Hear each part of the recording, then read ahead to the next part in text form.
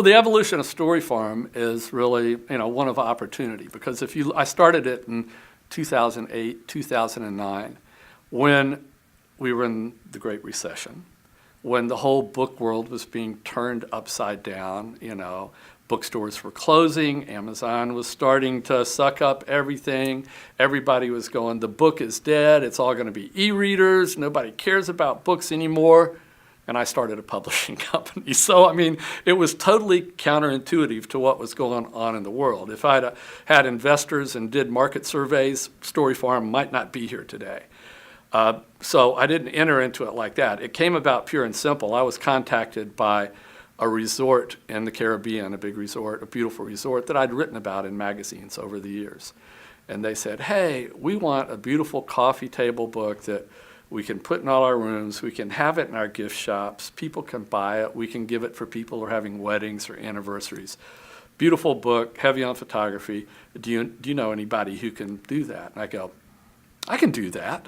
I'd never done it before, but I'd been a magazine editor, and I knew writers and designers and photographers, all the important people in making things. And I said, hell, I can put together a book. I don't have to worry about advertising. It can just be beautiful, no ads.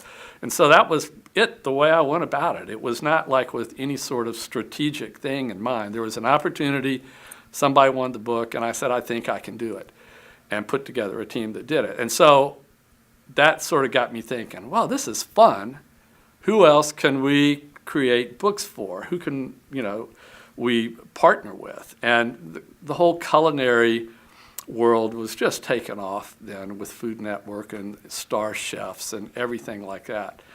And I know enough chefs to know that every one of them wants a cookbook. They've got giant egos, and many of them deserve a cookbook, but they're being overlooked by the New York publishing industry, which focuses inbred on itself.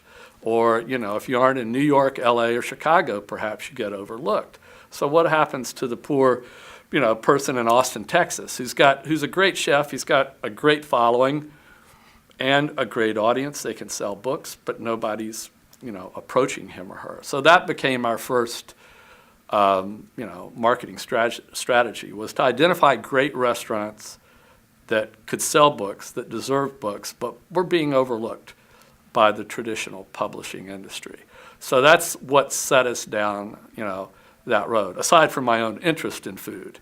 And then we just kind of tilted that a little bit to going, okay, we've got restaurants, and so then we started doing books for hotels and resorts, like the Four Seasons Resort down in the Caribbean, colleges and universities wanting beautiful books. I think it's and we've done some, I don't want to call them self-help books, but books for CEOs who are public speakers who've got a platform. And so I think there's a lot of opportunity for that. We've been, we aren't a big company. It's my son and I and, several trusted collaborators and freelancers all over the country. And so we just kind of brainstorm ideas about people and places we like, and then approach them, go, hey, this is what we do. We think that you've got a book in you, and it would be a great book, and we would like to collaborate with you on that outside of the traditional publishing world. What we do, I'm quick to point out that what Story Farm does is not a vanity press. It is self-publishing, but if you were to write your memoir about your wonderful and amazing life that you care about, and you write the book, and you were to come to us, and vanity presses can charge a lot of money, and you might say, I've got $30,000 and I want to publish this book, and we could say, oh, hell yeah, we'll take that book, we'll publish it, good luck. We don't do that, because we don't publish books unless we know that there's a market for our clients to sell their books, and that the worst case scenario for them is that they break even and they've got a beautiful book. The best case scenario is that they sell a lot of copies and they make some money and go into another printing and everything like that, and we collaborate them with that. So we don't accept everybody who comes to us for that reason.